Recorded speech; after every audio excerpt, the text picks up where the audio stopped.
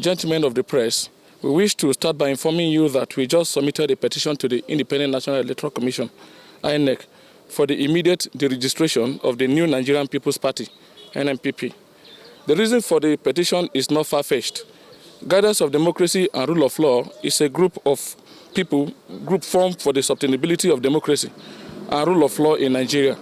This law-abiding group has over the years watched the political atmosphere of the country with keen interest to contribute to the democratic evolution of the country and ensure that the society is ruled by law.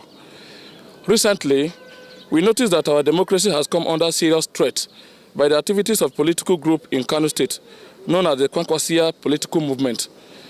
This group has been alleged to employ every anti-democratic tendencies, violence, intimidation, axing, killing, etc., in pursuit of their political interest.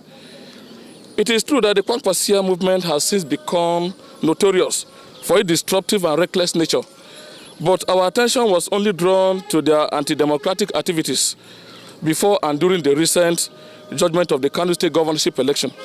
Petition tribunal that sacked Governor Abba K. Yusuf of NNPP and declared Nasir Gawuna Yusuf of APC the validly elected governor of the state.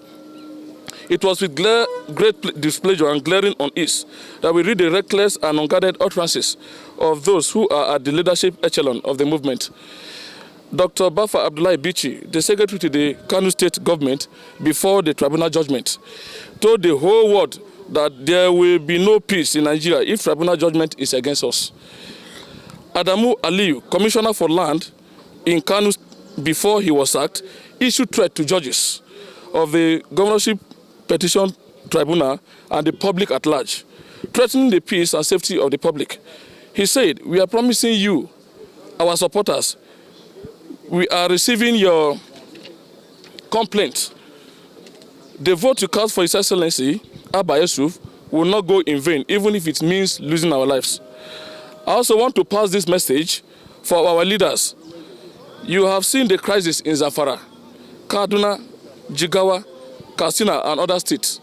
I swear because of this governorship seat, everyone will die. This crisis that will start in Kano will be more deadly than the one in other states. Even Borno too. Some advisors of the state governor has also been quoted to have made much more statements that has no place in a civil and democratic society. To tell you how deep this destructive nature runs in the veins of the Kwankwasiyya movement, Governor Abba K. Yusuf of Kano State, who has now been sacked by the governorship petition tribunal, spent the first weeks in office illegally demolishing properties of perceived opposition members in the state. The court has since ordered the governor to pay the sum of 30 billion as damages to the owners of the illegally demolished structures. Opposition is the flavor of democracy. Without opposition, democracy can never be complete. It is therefore unbecoming to be intolerant of opposition and even employ brute force to cow and flush out opposition. The action of these top members of the Kwankwasiyya movement actively reflect the group's general ideology of violence. The judiciary is an important component of our electoral system and our democracy.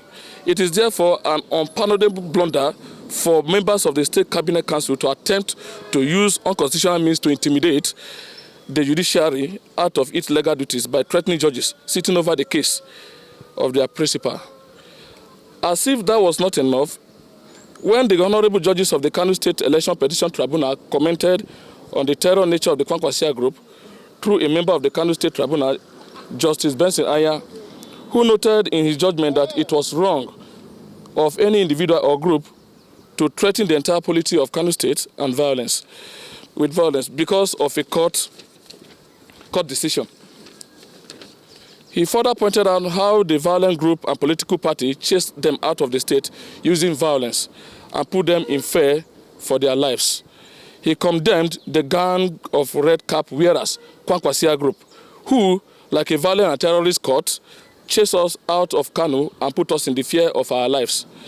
The Kwankwasiyya group had the audacity to again threaten the petition, Honorable Justice Ben Anya, before the National Judicial Council, NJC.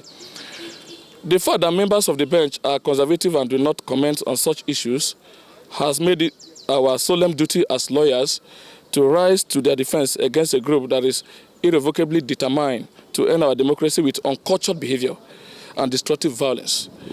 It is also worrisome to know that such anti-democratic group has since mainstreamed into our political party system through the new Nigerian People's Party, NNPP. It is on the foregoing that we are urging INEC, on the basis of Section 227 of the Constitution of the Federal Republic of Nigeria, as amended, which specifically provides no association shall retain, organize, train, or equip any person or group of persons for the purpose of enabling them to be employed for the purpose or display of physical force or coercion in promoting any political activities or interest, or in such manner as to arouse reasonable apprehension that they are organized and trained or equipped for that purpose. To immediately deregister the NNPP as a political party in Nigeria until it purges itself of the canker worm, Kwankwasiyya.